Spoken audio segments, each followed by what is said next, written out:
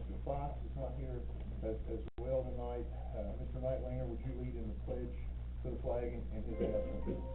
Would you stand then, and Mr. Alexander, would you lead? Please bow your heads, and let's follow the tradition that I've set forth that when we count military, would you also add our veterans to your thoughts and prayers tonight, especially for the family and great memory of one of our great generation that passed on the other side.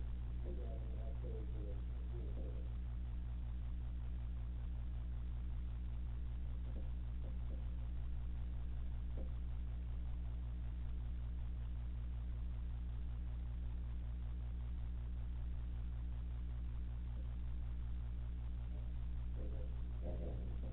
Father, thank you for the start of a new year, and especially for the blessings that we've enjoyed in 2013. We look forward to the blessings of 2014 and even some of the unexpected situations that face us.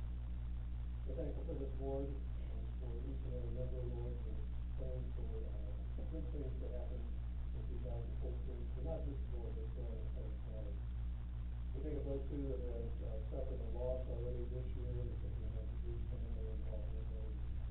We pray for Ivadale this evening. We know that she's got to be here, but there's a funeral that she's attended today. I'll also leave a prayer in and we pray for that family and for Ivadale and her passing today. We pray for Bob Fox as well, and for the healing of his broken rib, which has been more severe with his fall, Lord. We're thankful that he is just suffering with a broken rib. He just getting in touch and fast healing process with him this evening. We pray for the leaders of our country, for the leaders of our state, and then for the leaders here as they represent around this table, and for our city government. Lord, bless us as we try to make the right decisions to face the issues as they come before us in a proper fashion. Lord, give us a good meeting tonight. It's not heavy on the agenda. Still important to meet as a group, to listen to the public, and then also get those issues before us. Pray all these things in your great name. Amen. Amen.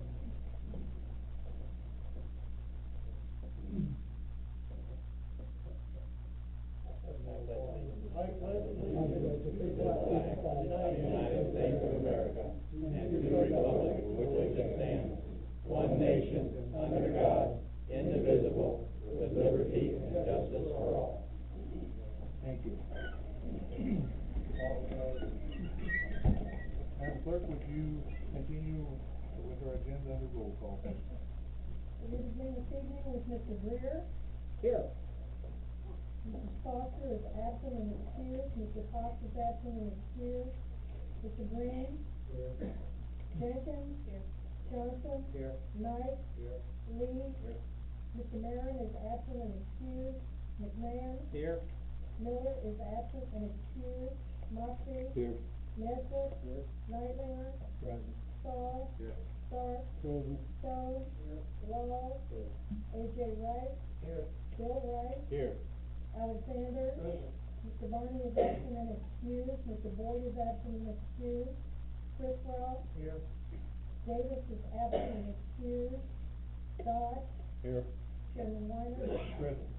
7 absent, 20 present. Mr. Chairman.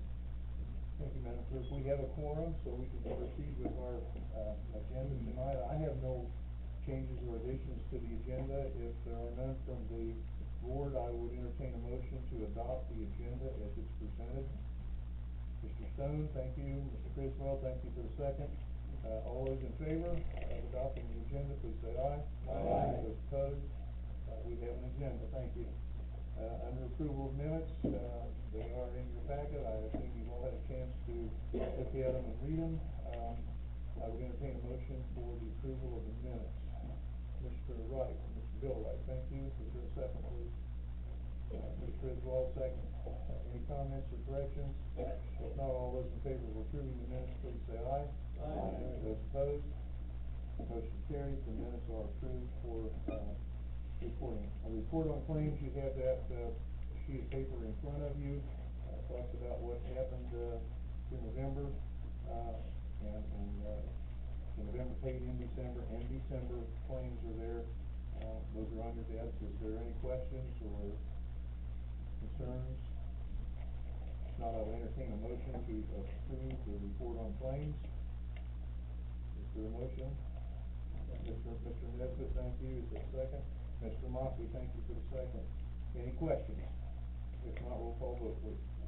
Mr. Green? Yes. Jenkins? Yes. Johnson? Yes. Knight? Yes. Lee? McMahon? Yes.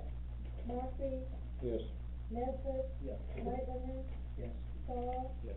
Stark? Yes. Stone? Yes. Wall? Yes. A.J. Wright? Yes. Bill Wright? Yes. Alexander? Yes. Criswell? Yes. Dodge? Yes. Rear? Yes. Chairman Whiting? Yes. 20 yes, 7 absent. Thank you. Motion carries. Number 8 on our agenda tonight is audience comments. Again, I would just, preface that with saying we ask our audience comments to be limited to 5 minutes. We'll have a total of 30 minutes, for that part of the meeting tonight. So, audience comments, please. If there are those that want to speak to the board, please come forward, just identify yourself, and you have 5 minutes.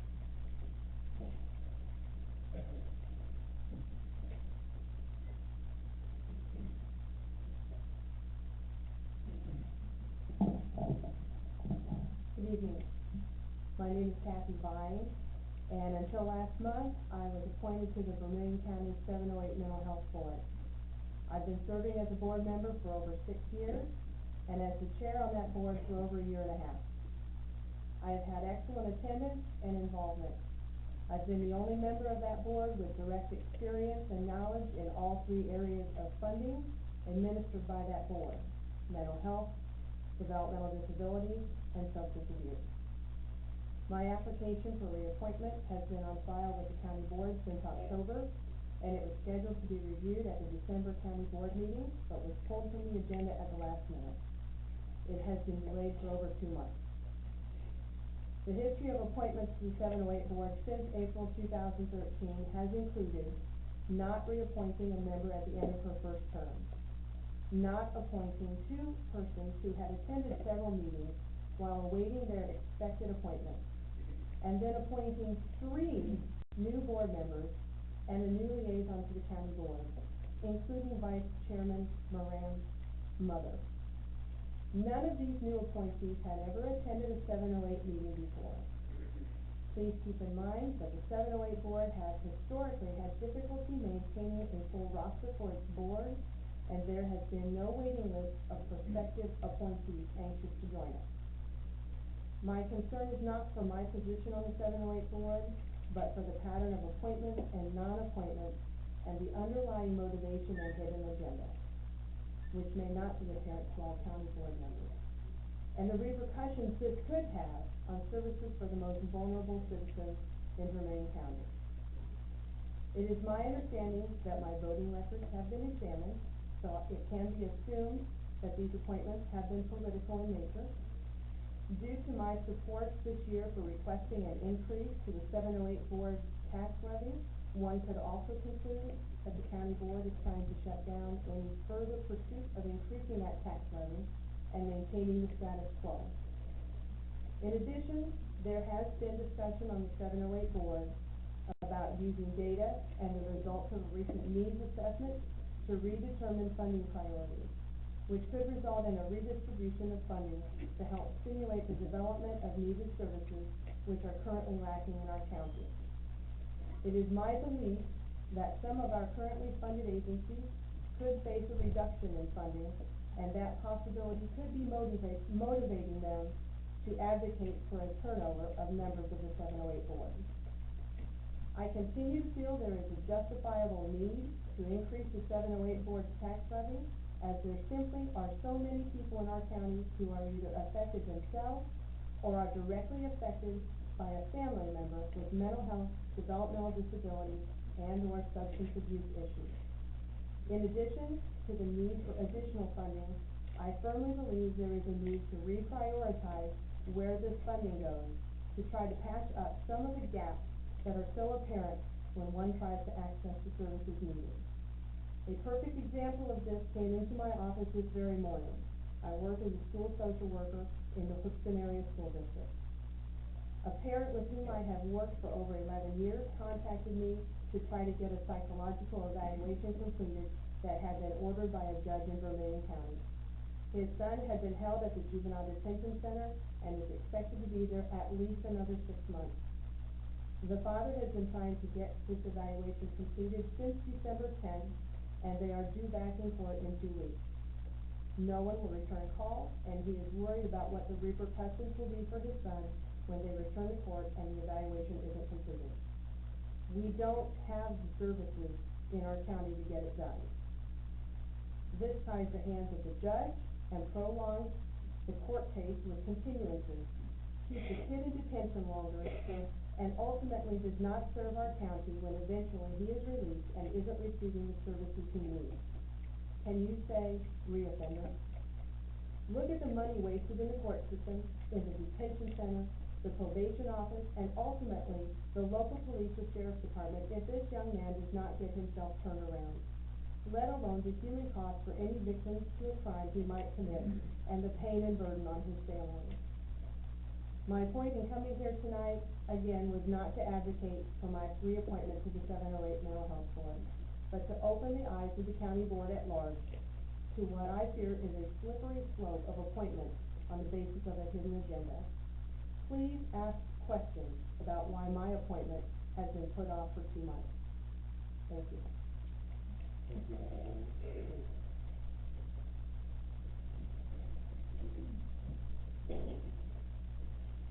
My name is Dave Miles from Armstrong. Tonight I'd rather talk about setbacks, but I have to respond to how Invenergy lies to us. Lie number one, let's all use common sense. We were all told last month that the turbine that lost its blade was hit by lightning several times, and yet it still ran for 4 more days. I'm not old, but lightning hitting in the same spot in the same afternoon could be a first for me. We've all seen lightning hit a tree, and we know what it does to that, and yet it still ran for 4 days. I know a little bit about PLCs and lightning protection, and it is only good for one lightning strike. That it got hit several times and those circuit boards went bad and it ran for 4 more days, that's really hard to believe. If the blades fell inches from the base, then why was an Invenergy's employees out all night dragging pieces back to it? Ask them. Check time cards. Invenergy still has a pickup guarding the drive. Wonder why. I asked Mr. Marin to look into the blade failure. He did not respond. I guess that could be some of the hundreds of thousands of payback he owes him. GE and Invenergy can tell you what they want because nobody polices them. Lie number two, last month Mr. Blazer said it was the first time he'd heard of low frequency. I can find at least 7 times that been said. Go to Edgar County Watchdog's webpage to see them. I also talked about in the News Gazette letter to the editor that I sent in October. Mr. Miller specifically asked Mr. Blazer about this, and he said he saw maybe hundreds of emails, and not once did he see anything. Back to common sense. Lie number 3, Invenergy told us in the sound study. So far, we knew from the minutes of the meetings that we had bad wind and a back study from August 18th to October 7th. These dates, the blades had to be curtailed at night and feather the blades. They only had 6 days of testing on those dates. The study was over around November 21st. The back study was done through October 7th. That gives us 3 weeks of sound information. Back to common sense. Invenergy knows when and how to do a study. Lie number 4, Invenergy and Mr. Donahue said that we were not happy with Dr. Schomer after Invenergy hired him. Not true. Lie number 5, when asked at the last meeting about the lights out on Invenergy's turbines, if you have not seen their response from Invenergy, the procedure was followed in an email to Mr. Donahue and Terry Shearer. Was that email forwarded to any of you with the protocol? The protocol says they should have notified notice to airmen. As far as I can tell, there was no notification. This should be looked into by Mr. Donahue. It is an ordinance violation. The fine is $1,000 per each violation. At 104 turbines, that's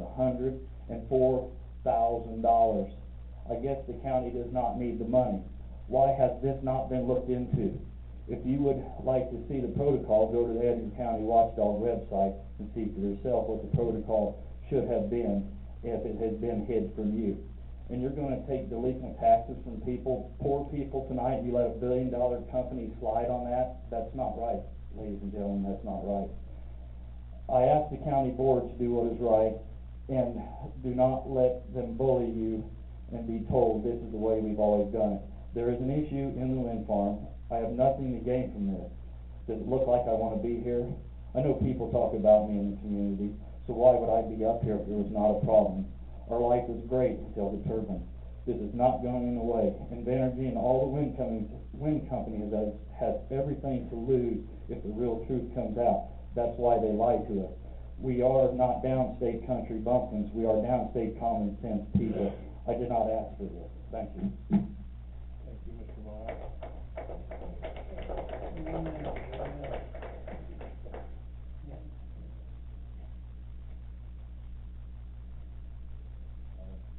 I'm John Kraft. I just want to reiterate, I didn't know he was going to talk about this, but the letter from Mr. Blazer from Invenergy, correct me if I'm wrong, stated that the lights were out and they did follow procedure. We did a search for a notice to airmen. None came up, except for one out by Houston, so the notice wasn't up, so the lights were out. And I would just like to ask somebody on the board to require Invenergy to provide proof that they did follow procedure and that they did notify the FAA. And that would probably come in the letterhead from FAA verifying that they did. And any other way I wouldn't believe it. So I'm just asking you to do that. Thanks. Thank you, Mr. Kraft.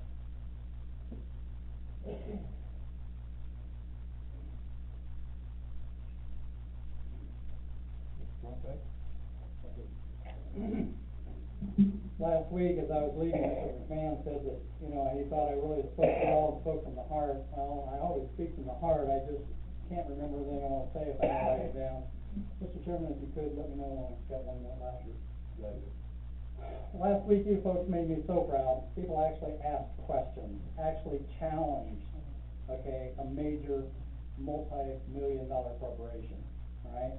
I was so proud of you guys. But I want to review. So a 1%er gets $100 million in tax dollars, builds and sells it for profit. Beneficiary technology comes with contractual gag orders for everyone involved, and apparently even including board members. Multiple victims who cannot speak that keep getting patronized and ignored. General Electric attorney sniffing around asking questions about board members. That was kind of interesting. And did we hear right last month that one of our board members and his family has profited handsomely from the California scam, who sits on the structural safety committee and makes decisions on the turbine clusters? Is that true? Does anybody question that? The safety committee that has had at least 2 members removed who questions the going on in that committee. Now the turbine scammers come once again slithering around as the circus goes on here, holding secret meetings with the new victims for the expansion they're going to do.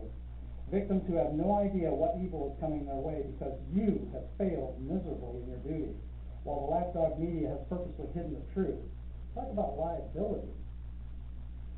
Right? But the best entertainment has been Mr. Blazer's show. I personally have enjoyed it best. It is because it's the best psychological operations I've ever seen. First, he was all suit and business, making repeated contracts with you about, hey, how he or they will not stop until finding out what was causing the noise, even though they already know. Then he keeps promising the sound study, which we've yet to see, hopefully with good reason, as he keeps whipping the dead, refused access to the property horse, believing you're still wide-eyed at this repeated nonsense.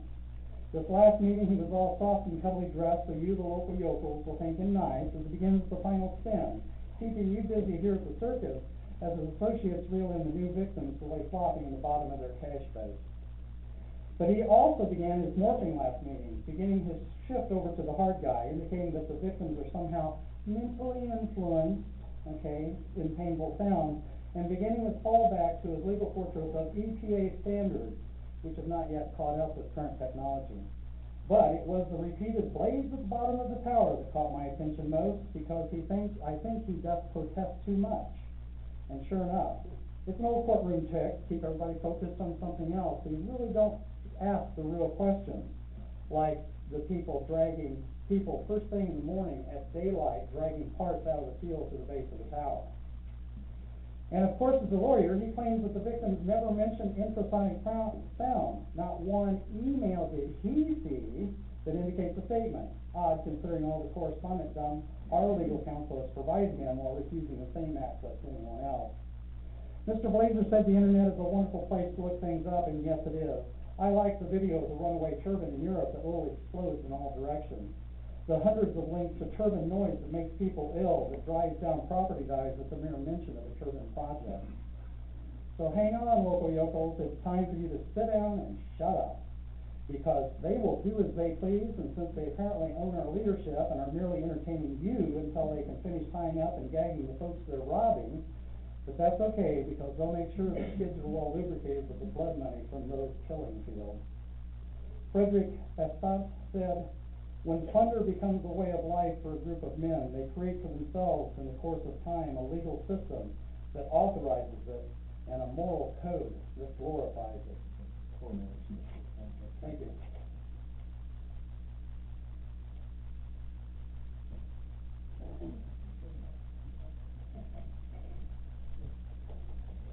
Good evening.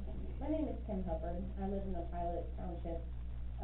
In '03, I purchased my house, which I thought was my dream house. We totally gutted it down into 2x4s, new plumbing, new electricity. And in '05, after 2 years of working on it, we got to move in. Well, after raising my kids, I have a 16-year-old who still goes to High School, who is wanting to drop out and be homeschooled simply because she doesn't get any rest. She's tired, she's cranky, she's irritable, as I've noticed in her at school. And I also have a 16-month-old son who does not sleep at night. Absolutely does not sleep. Wakes up in the middle of the night, screams, cries, goes to my mother's, sleeps till 10:30 in the morning, and amazes me. I work in a healthcare facility. I'm exhausted from taking care of a 16-month-old son who doesn't sleep, and I have to get up and go to work and take care of patients. I'd hate to think that I have to take one of your patients into my care. If I drop them, who knows what's going to happen. I'm tired when I drive home. It's ridiculous. In '09, I had my home appraised from a gentleman in this room. And then in '11, I had it appraised again as I was going through a divorce, fighting tooth and nail for my house. When I mentioned to him I was concerned about what it was going to do to my property value with the wind turbines coming in, he said he would consider that in my appraisal. It dropped my appraisal $25,000. I have the proof with me if anybody would like to see it. Everybody needs to think about when they okay these things going in, what it's doing, not just your health, but what it's doing to your property. It's amazing to me what it did to mine. And it's like, if it's not in your backyard or your front yard where it is mine, where I look out to the east, I see them. I look to the north, I see them. I absolutely despise driving home in the evening because I get 3 seconds of country living. Bloop, then red lights come back on. A lot of you in here don't look at that. You don't have to see that. I do, every night. So if, before you approve any more of these going in, think about it. What is it doing to people? It's going to be somebody you know who has to put up with this. It's going to affect somebody you know's property value. Not to mention their health. Thank you. Thank you, Ms. Hubbard.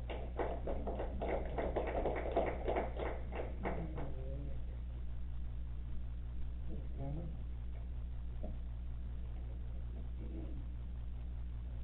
Darrell Cameron, rural Rankin. Just wanted to bring your attention to a new article that came out in January of this year on industrial wind turbine noise. It's called Wind Turbines, a Different Breed of Noise. This information brings together both sides of the issue, but it also confirms the issues that our local families are having when industrial wind turbines are placed too close to their home. Sue Hobart and her husband built their dream home in 2007 on a quiet wooded lot outside Falmouth, Massachusetts. 5 years later, they abandoned it. Less than 1,500 feet from their empty house stands a mammoth wind turbine erected 3 years ago. The problem was the noise. Shortly after the turbine switched on in 2010, Sue began experiencing headache, dizziness, insomnia, and ringing in her ears. When she noticed the symptoms briefly disappeared during trips out of town, she began attributing them to the arrival of the wind turbine. Within 2 years, she she was ready to leave. Sounds familiar?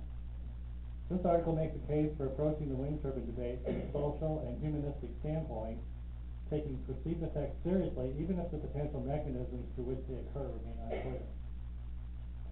Number one, wind turbine noise from the moving of the blades is often deemed more annoying because it is repetitive in nature and high variability in both level and quality. This pulsing, uneven quality enables the noise to repeatedly capture the attention and become more difficult to ignore. Number two, wind turbines can sound louder at night. Often at night, wind shear sets in.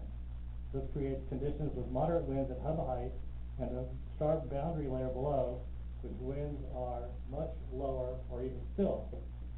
This detail has important implications for sleep disturbance. Number three, wind turbines generate lower frequencies of sound. These lower frequencies tend to be judged as more annoying than higher frequencies and are more likely to travel through walls and windows. High levels of annoyance have been shown to contribute to stress, sleep loss, and attendant health effects such as headaches, anxiety, fatigue, and hypertension. These are the symptoms that the residents of Pilot Township in Vermilion County are facing.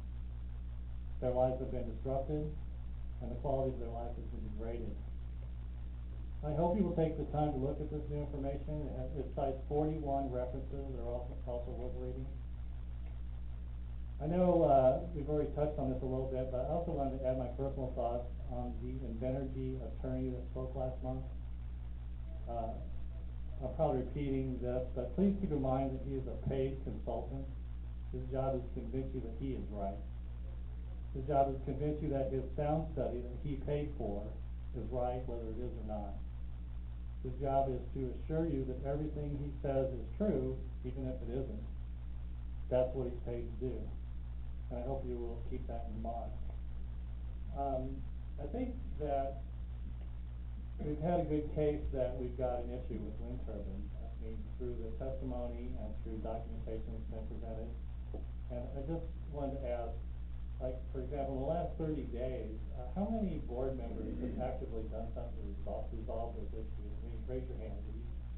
Have anybody done anything in the last 30 days? None? Thank you, Mr. Cameron. Mr. Harkey?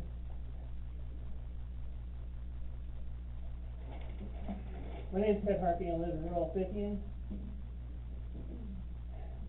Health is one of the fundamental rights of every human being. The Vermilion County Board still allows wind energy companies to take these rights away from Vermilion County citizens. The operation of wind turbines constructed too close to my home took away my right and my ability to provide a healthy environment to raise a family. I am not able to protect my wife and my children because you sold us out to Invenergy. These are the things that you let Invenergy's negligence cause. Inadequate sleep.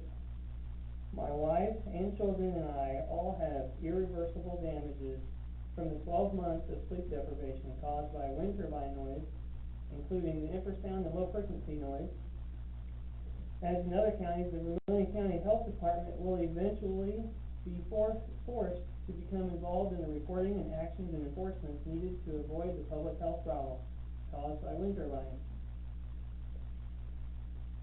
He also let Invenergy negligence cause inability for children to perform in school.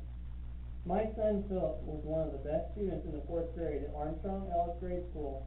In these last few months, he has brought home atrocious test scores in math and other courses. My son's bad test grades are from leaving items completely blank and making simple mistakes on test questions which he already knew the answers to. It just takes a handful of noisy nights with no sleep to cause him to bomb just a few tests. Before he received his report card on Friday, my wife and I had prepared him for a bad grade or two. On Friday, my mother-in-law called my wife at work with the news that Philip was very depressed. For the first time ever, my son did not score straight A's on his report card. my son being 9 years old, has become your guinea pig. Don't let his sacrifice go to waste and let your sit by and do nothing attitude cause children of Vermilion County to become scholastically disadvantaged because they are forced to live too close to the Ridge Wind Turbine. The county also allowed Invenergy to cause sadness and depression. I have cried uncontrollable by myself and around others, especially after episodes of consoling my children and my wife from having to be forced through our lives being tossed upside down. My daughter Sophia has had many moments of despair and grief. There are no 6-year-old girls who I think deserve this. Her private bedroom, the safest place in the world for a young girl to have as her own, has been stolen from her. Please don't let her sacrifice go to waste. As adults, you need to stand up and protect the most vulnerable ones who are not old enough to do it themselves. I've also had lots of investment. My largest investment, including a part of the investment that went to the planning and financial investment, sweat equity investment, and emotional investment has been stolen from me. I transformed an abandoned, foreclosed property into a very responsible place to raise a family. Since the wind farms are not properly regulated here, you will not attract any families who are looking for what I had. Nobody will want to have risked their money and time squandered because of the likelihood of the wind turbine encroaching onto the living space is too great here in Vermilion County. I've lost respect for county leaders. I've heard that a county leader or two has taken it upon themselves to tell the board members sitting in these chairs that they will look like fools if you try to assist the people who are complaining about the wind energy development. A county board will not survive intact when obvious problems developing and growing under the board's direct control is ignored. If the leaders here refuse to allow things to be debated in public, and questions from Mike Blazer from this group are shut down early, and a motion and a second to that motion for countywide zoning is ignored, not brought into the session, then I think there is something obviously dysfunctional here. In conclusion, I am fed up with being your victim. Victims don't deserve to be attacked and threatened. Terrible misstatements and missteps have been made over the past year in an attempt to self-protect and hide from consequences of the poor advice given to this board. 5 minutes. May I please have an extension to finish? If you'll go up to the. I will. Yes, sir. One person who has taken this route is now buttoned up very tightly and unable to be an effective contributor to resolve the problem I bring forth. That disengagement may be because of me or because of a family member's gag order from Invenergy, which precludes him from speaking out. It's ludicrous to allow someone to regulate the same industry from which they are a direct family member profit from. In tonight's meeting, I would like to hear a motion that calls for all persons with conflicts of interest to be removed from the Structural Safety Committee. Tim Drury, the insurance agent, who came up here to discuss Vermilion County issues, said on the record, this county cannot help but to be in the middle of this problem. If our insurance agent says it, then it sounds like the insurance company is ready to take on claims heading your way. At the time, they are concerned with a lawsuit from Big Wind. Maybe they should reconsider a claim from wind victims instead. Some of you offered assistance in the beginning and encouraged us to bring our issues to the board, but when things became difficult, the support was lost. Just because I and my neighbors are a minority of this county, it doesn't mean that there aren't 150 more rural residents who are either too young, too old, too uneducated, too naive, too scared, too stressed, too legally gag ordered to speak out, as I and others have. I think there are fellow God-fearing Christians in this room who realize that something needs to be done. I have always said all along, please, please don't let this happen to others. Thank you for the extra time. Our time is concluded. We have achieved the 30-minute period of time for audience comments, so that Mr. Hartley will conclude comments tonight. Moving on to agenda item 9, is the resolution for collection of delinquent taxes. You have that in front of you in your packet.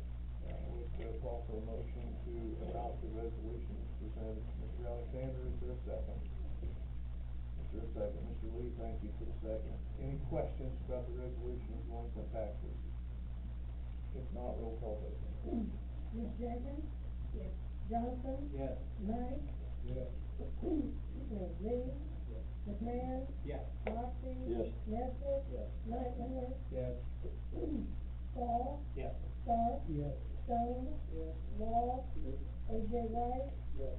Bill Wright? Yes. Alexander? Yes. Christwell? Yes. Dodd? Yes. Greer? Yes. Green? Yes. Chairman Warner? Yes. Yes, 7.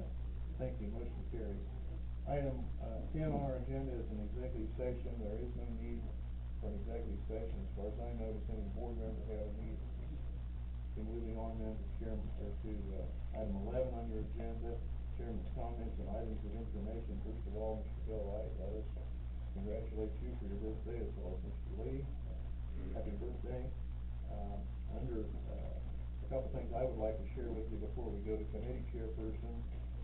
I would tell the board that we have started an ad hoc committee to assess the health department building to look at ways that might be utilized in more efficient ways. It's in the very early process and the gathering of information at this point. I would also point two would tell you that Apex has started construction in the Houston area on a site for a transfer station. Number 3 would be that we should have the final wind noise report from Invenergy in February. We thought that was going to happen tonight. We were informed that data had not been put together to a point yet where it could be delivered, so that should happen in February. 2 boilers in the courthouse have been functioning for several weeks and they're doing quite well. The integrator system, new system in the juvenile detention center is up and running, and they're very happy with the resolution, the definition they see down there. I would encourage the board members, if you have a chance, go down and look and see what they've done in terms of being able to keep track of what goes on in the juvenile detention center. They're completing the alarm system in the courthouse. That alarm system is new. It will tell us not only if there's a fire in the courthouse, but it will give us a location of where that fire is. Also, that alarm system is hooked to the doors so that we know where, if there's a problem, what it is. And that's something was non-functional, 2 months ago. And so that's in and up and running. The farmland auction has been postponed, and a tentative date is supposed to February 20th. The reason for the postponement is that the agent that we had contracted to sell the land determined that there needed to be a survey on one part of the farm to establish a boundary more clearly, and he recommended that be done, and under his direction that's being accomplished. And I think the last thing I want to share with you is that due to weather, the roof on the Hazel Street property has not started its reconstruction yet. I think everybody can understand what's going on in the last 6 weeks in terms of weather. So that's just those are the things I wanted to share with you. Moving on to part B, on committee chairperson's comment, Mr. Alexander, do you have anything to add? Mr. Green? I have a few things. Thursday night, there will be a meeting of the Health and Ed Committee. The Mental Health 708 Board reports to that committee, and so I would look forward this next year to working more closely with them so that our committee can better understand their challenges and perhaps we can be of some assistance. Concerning I'm trying to understand an issue here on the windmill, the red lights at the top. During the power outage, my understanding is that they went out and Plater Call in reporting that outage wasn't followed correctly.